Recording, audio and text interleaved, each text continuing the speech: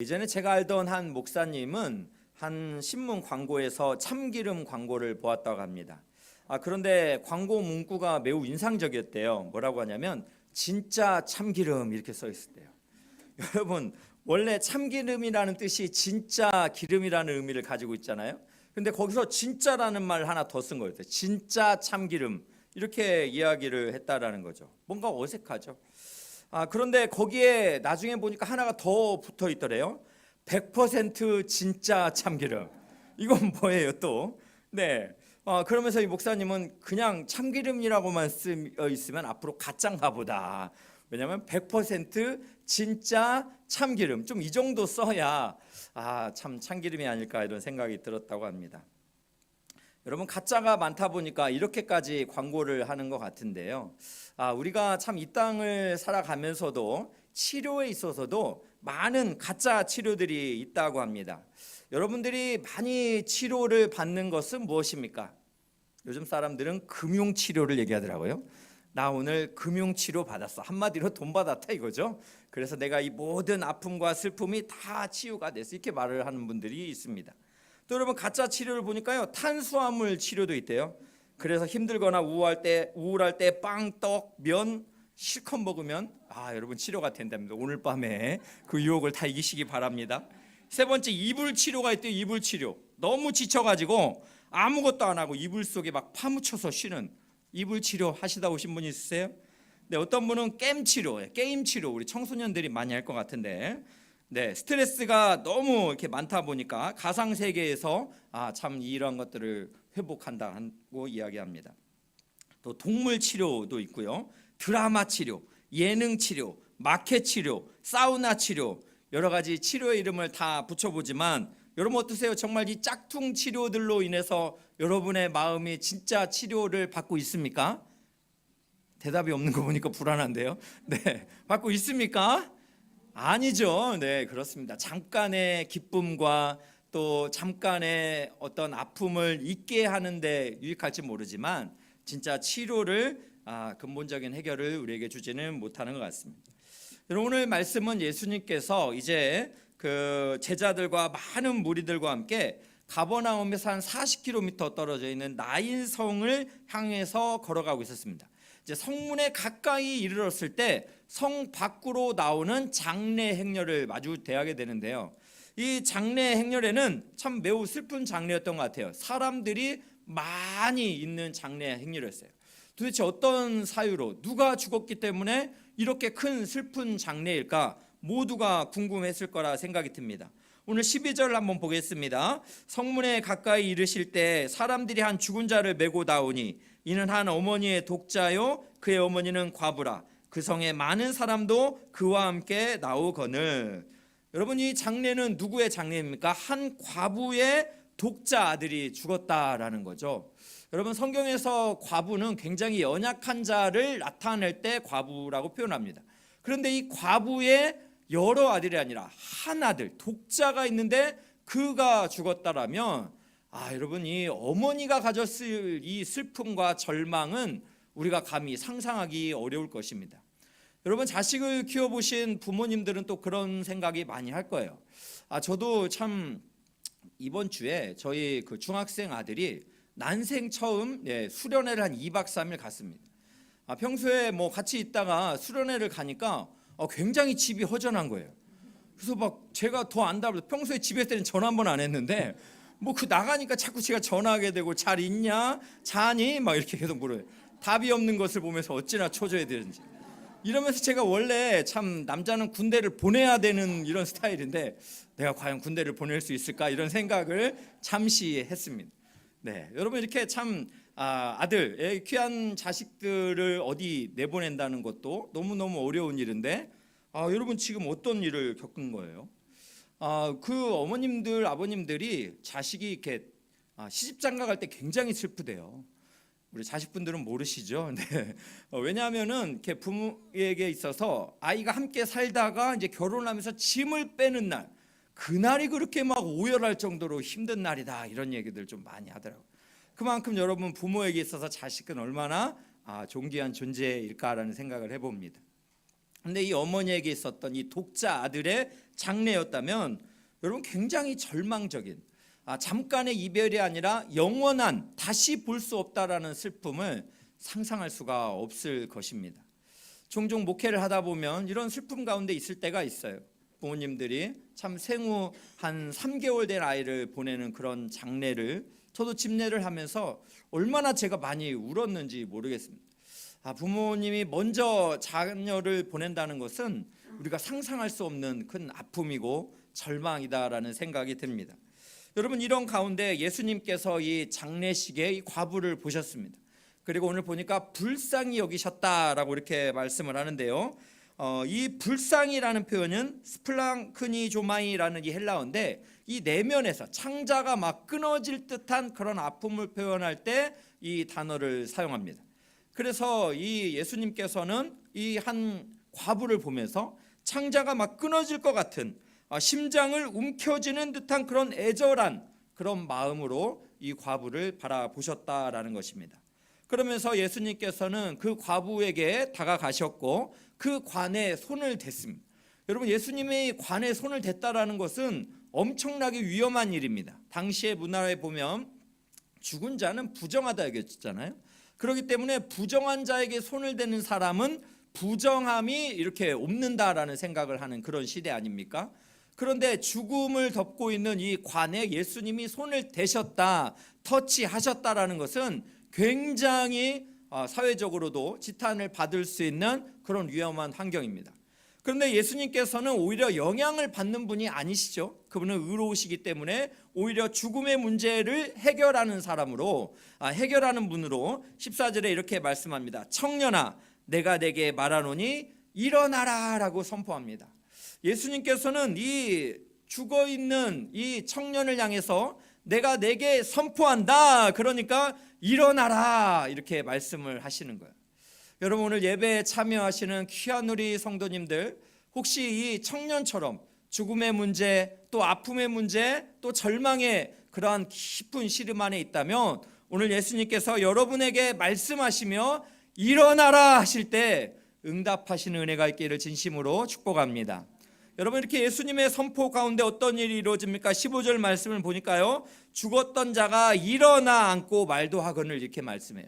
죽었던 이 청년이 일어났다라는 것입니다. 이것은 단지 관에서 일어났다라는 의미보다는 이 사망에서 생명으로 그렇게 그가 다시 일어났다라는 것을 말씀하고 있습니다. 또 여기서 말도 하거늘이라는 표현은 이제 살아났기 때문에 그가 대화도 하기 시작했다라는 것을 분명히 말씀하고 있습니다. 즉 예수님께서 죽었던 이 청년을 향한 선포가 예수님의 말씀의 능력으로 그렇게 성취되었음을 우리로 하여금 살펴볼 수 있게 되는 내용입니다. 여러분, 이 슬픔의 행렬은 단숨에 예수님의 선포로 인해서 기쁨의 행렬로 변화가 되었습니다. 죽은 자가 타인의 손에 의해서 성 밖에 끌려 나가는 그런 존재였지만, 그러나 예수님의 말씀이 선포가 되니까 이 죽었던 사람이 살아서 스스로 성 밖에서 안으로 들어가는 운명의 대전환이 일어났다라는 것이에요. 여러분, 이처럼 예수님에게는 이 죽음의 문제, 또 이 참 우리가 표현할 수 없는 이 절망과 애통의 문제를 해결하실 수 있는 진정한 치료자가 되시는 것을 믿으시기를 주님의 이름으로 축복합니다. 여러분, 우리가 복음서를 살펴보면 예수님의 치유 사역이 다양하게 나옵니다.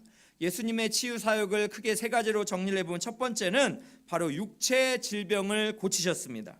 마태복음 8장 17절 한번 보겠습니다. 이는 선지자 이사야를 통하여 하신 말씀에 우리의 연약한 것을 친히 담당하시고 병을 짊어지셨도다함을 이루려 하심이니라. 예수님께서는 우리의 연약함을 친히 담당하시고 우리의 병을 짊어지셨다라고 분명히 말씀하고 있습니다. 그래서 이런 복음서를 보면 예수님은 맹인들을, 앞을 보지 못하는 사람을 보게 하셨습니다. 예수님은 앉은뱅이를 일으키시는 능력을 보이셨습니다. 예수님은 12년 동안 혈루증을 앓던 여인을 고치셨습니다. 예수님은 중풍병자, 또 귀신 들린 자, 나병 환자 등의 육체적인 질병을 고치셨습니다. 그러므로 사랑하는 귀한 성도 여러분, 오늘 또 금요 기도회를 통해서 여러분이 정말 이 세상에서 해결받지 못한 이런 질병의 문제가 있다면 예수님의 말씀의 선포로 인하여서 여러분이 치료를 받으시는 놀라운 은혜가 있기를 주님의 이름으로 축복합니다. 여러분, 두 번째로 예수님은 사람의 마음과 감정을 치유하셨습니다. 누가복음 4장 18절입니다. 주의 성령이 내게 임하셨으니 이는 가난한 자에게 복음을 전하게 하시려고 내게 기름을 부으시고 나를 보내사 포로된 자에게 자유를, 눈먼 자에게 다시 보게 함을 전파하며 눌린 자를 자유롭게 하고. 즉 이사야 선지자가 예언했던 예수 그리스도에 대한 말씀이 예수님이 누가복음 4장 18절에 이렇게 분명히 누가의 기록을 보면서 포로된 자를 자유로, 그리고 눌린 자를 자유롭게 하는 이러한 그 뭔가에 의해서 이렇게 억압받고 또 감정이나 여러 가지 환경에 그렇게 짓눌렸던 자들을 자유롭게 하는 치유 사역을 하셨다라는 것을 우리가 살펴볼 수가 있습니다. 여러분, 요한복음 8장을 보더라도 가늠하다 잡힌 여인을 기억하십니까? 바리새인과 이 서기관들이 예수님을 시험하려고 한 여인이 가늠하던 것을 잡아서 예수님께 갔죠. 그래서 모세 율법에는 돌로 쳐 죽이라고 하는데 어떻게 할까요? 라고 예수님을 시험한 거 아닙니까? 예수님이 이 상황에 어떻게 하십니까? 그 여인을 정죄하지 않으시고 바닥에 알지도 못할 글씨를 쓰시면서 또 너희 중에 죄 없는 자가 먼저 쳐라 라고 이렇게 말씀하십니다. 그때 사람들이 양심의 가책을 느끼면서 다 도망갔었죠. 그때 이제 이 여인과 예수만 남았습니다. 예수님이 말씀합니다. 나도 너를 정죄하지 아니하노니 다시는 이런 죄를 짓지 말기를 부탁하면서 보내셨습니다. 이 여인이 참 얼마나 참 가늠하다가 잡힌 여인이잖아요. 이 남자도 있을 텐데 이 여인만 잡아다가 모욕을 주고 돌로 치려고 하는 공격 가운데서 결국 예수님께서 이 여인의 아픔의 문제, 억울함의 문제, 또 상처의 문제를 이 죄를 정죄하지 않으면서 그를 용서하고 그를 보내주는 이 모습은 우리가 상한 감정으로 살아가는 우리, 또 억울함과 때로는 돌에 맞을 것 같은 그런 굉장한 죄를 지었을다 할지라도 예수님께서 우리를 용서하시고 우리를 치유하시고 우리의 모든 것을 회복시키신다라는 것을 여러분 믿으시기를 주의 이름으로 축복합니다. 여러분, 세 번째로 예수님은 죄와 영적 질병을 치유하셨습니다.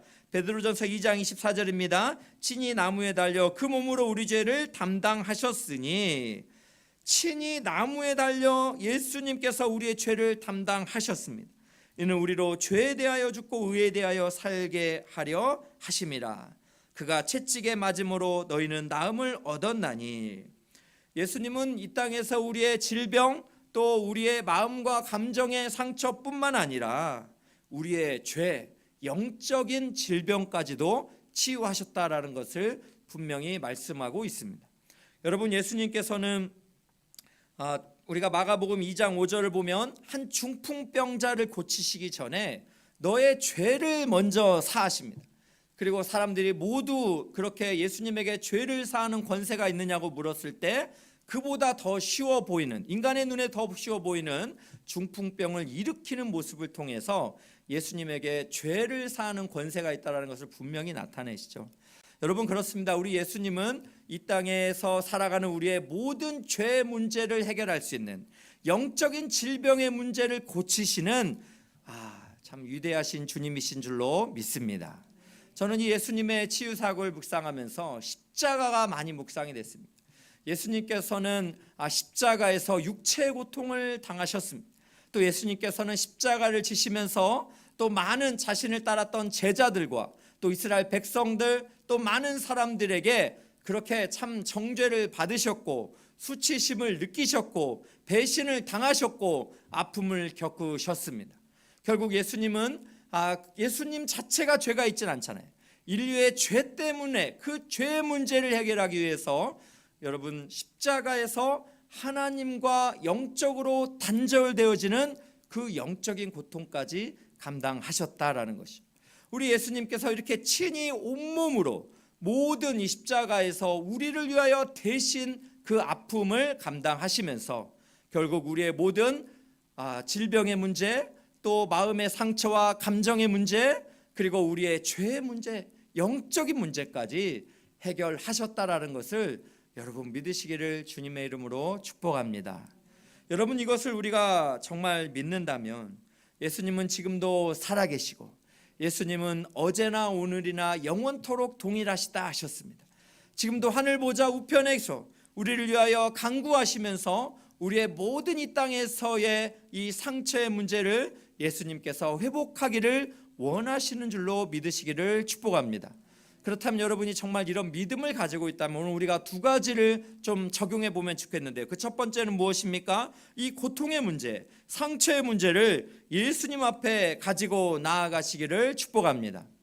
여러분, 우리가 이 땅을 살아가면서 나의 이 상처의 문제, 또 여러 가지 아픔을 해결하지 않으면 결국 가장 사랑하는 사람들에게 가장 심각한 영향력을 줄 수 있다라는 거예요.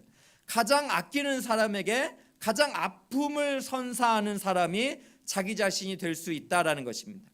영적인 리더가 자신의 아픔의 문제를 해결받지 못했을 때 사랑하는 동역자들에게 그 아픔을 고스란히 전가시킬 수 있다라는 거죠. 가정에서 부모님들이 이러한 상처의 문제를 온전하게 치유받지 못했을 때 그 상처를 보복하고자 하는 인간적인 그 욕심 때문에, 그 죄 때문에 오히려 더 어마어마한 참 죄를 하나님 앞에서 범하며 사랑하는 사람들을 아프게 할 수 있다라는 것입니다. 여러분, 출애굽기 15장 26절에 하나님은 이렇게 말씀하셨습니다. 나는 너희를 치료하는 여호와임이라. 우리 하나님은 우리를 치료하시는 여호와 하나님이신 줄로 믿습니다. 그렇다면 우리가 상처의 문제, 이 아픔의 문제를 여러분 예수 그리스도에게 가지고 나아가시기를 주님의 이름으로 축복합니다. 여러분, 시편 34편 18절에 이렇게 말씀합니다. 주님은 마음이 상한 사람에게 가까이 계시고 낙심한 사람을 구원해 주신다라고 이렇게 말씀하셨어요. 마음이 상한 사람, 그를 가까이 하고 낙심한 사람을 구원해 주시는 분이 우리 주님이신 줄로 믿으시기를 축복합니다. 또 시편 147편 3절에 이렇게 말씀합니다. 상심한 자들을 고치시며 그들의 상처를 싸매시는 도다. 할렐루야. 여러분, 이 말씀을 정말 믿으신다면 지난 한 주간을 또 살아가면서 여러분 안에서 막 그렇게 솟아오르는 이 상처의 문제, 아픔의 문제를 예수 그리스도 앞에 가지고 나아가시기를 진심으로 축복합니다. 여러분, 우리가 상처하면 요셉이 생각나지 않습니까? 요셉의 상처를 우리가 짐작이나 할 수 있겠어요.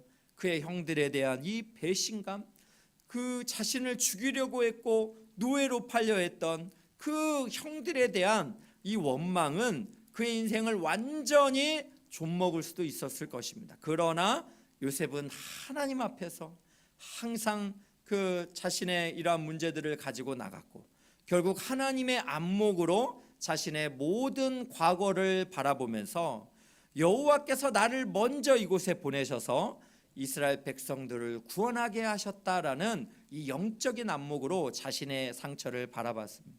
여러분, 오늘 여러분 가운데서도 여러분이 경험한 것들, 하나님이 허용하신 아픔의 문제는 반드시 선한 열매를 맺게 될 줄로 믿습니다. 여러분, 아직 끝나지도 않았어요. 여러분, 다 과정 중에 있어요. 동굴 안에 갇혀 있는 것이 아니라 우리 상처의 문제는 터널 중에 있습니다. 하나님은 선하시고 의로우신 분이십니다. 반드시 우리의 아픔의 문제를 선으로 바꾸실 줄로 믿습니다. 이런 믿음을 가지고 있다면 여러분, 하나님 앞에 우리가 가지고 있는 상처, 또 질병의 문제, 감정의 아픔들, 또 심지어 죄의 문제까지도 하나님께서 치유해 주시기를 바라며 정직하게 기도하며 나아가시는 여러분 모두가 되기를 주의 이름으로 축복합니다. 여러분, 두 번째로 예수님의 치유를 믿으신다면 예수님의 치유 사역에 동참하시기를 축복합니다. 여러분, 이 한재용 목사님이라는 분은 상처의 태도에 대해서 세 가지가 있다고 제가 전에도 한번 설명을 한 적이 있습니다. 상처를 입은 피해자가 있고, 상처를 입은 복수자가 있고, 상처를 입은 치유자가 있다라고 이렇게 구분을 했습니다. 상처 입은 피해자는 어떤 사람입니까? 바닥에 떨어진 유리 같은 사람이에요. 상처가 되는 일을 당해 몸과 마음이 산산이 부러진 사람, 부서진 사람, 이 사람이 바로 상처 입은 피해자입니다. 바닥에 떨어진 진흙같이 상처에 달라붙어서 아무것도 못하는 사람, 이 사람이 바로 상처 입은 피해자입니다. 그런데 여러분, 이 사람은 분명히 인식해야 되는 것이 있어요. 칼을 꽂으며 상처를 준 사람은 상대방인데, 꽂힌 칼을 더욱 휘저으면서 나 자신을 더욱 괴롭히고 나의 상처를 되새기고 곱씹으며 스스로 구렁 속으로 들어가면, 여러분, 이건 결국 자기에게 해가 된다라는 거죠. 나를 상처를 준 사람은 벌써 잊어버렸어요. 근데 그 상처를 받은 나는 그거를 용서하지 못하고 계속해서 그 상처 속에서 곱씹으면서 바닥에 유리처럼 진흙처럼 떨어지고 달라붙어 있다면, 여러분, 이것은 정말 심각함을 인식하면서 하나님의 그 치유하심을 구하며 기도의 자리로 나아가야 할 사람인 줄로 믿습니다. 여러분, 두 번째는 무엇입니까? 상처 입은 복수자예요. 누굽니까? 내가 당한 만큼 되돌려줘야 되겠다, 이런 생각을 하는 거죠. 여러분, 괴물을 상대하다 보면 자신이 괴물이 되어가는 줄을 모르는 것입니다. 여러분에게 상처를 준 사람을 자꾸 복수하고 싶은 것은 우리의 죄성이 가진, 어떻게 보면 참 연약함이에요. 그런데 나에게 상처를 준 사람을 찾아가서 똑같은 상처를 더 크게 주고 싶어져 하는 이 복수심은 세상에 사는 인간들이 가진 마음이지만, 예수님이 가진 사람들은 상처 입은 복수자가 되면 안 됩니다. 오히려 예수님을 닮아가기를 여러분 기도하고 계신 분이라면, 오히려 나에게 상처를 베푼 사람의 연약함을 불쌍히 여겨달라고 기도하고, 또 그를 축복하며 또 그를 용서하고 그의 참 평강을 위해서 그렇게 나아가는 여러분 모두가 되시기를 진심으로 축복합니다. 마지막으로 여기서 멈출 게 아니에요. 상처 입은 치유자가 있습니다. 이 사람은 어떠한 사람입니까? 내가 비록 상처를 입었지만 예수 그리스도가 내 안에 계시기 때문에, 예수님이 모든 인간을 치유하시는 진정한 치료자이시기 때문에, 내가 예수님을 모신 자로서 내 주변에 있는 가족 또 이웃에게 예수님의 이 치유를, 그렇게 예수님이 이 땅에서 하셨던 치유 사역을 우리가 이어받아서 그렇게 살아가는 사람이 되어야 한다라는 것입니다. 저는 우리 엘사랑 교회를 이렇게 분립개척하면서 우리 교회가 정말 이 땅에서 상처받은 사람을 치유해 줄 수 있는 공동체가 되면 좋겠다, 이런 마음을 가지고 하나님께 간절히 기도한 적이 있습니다.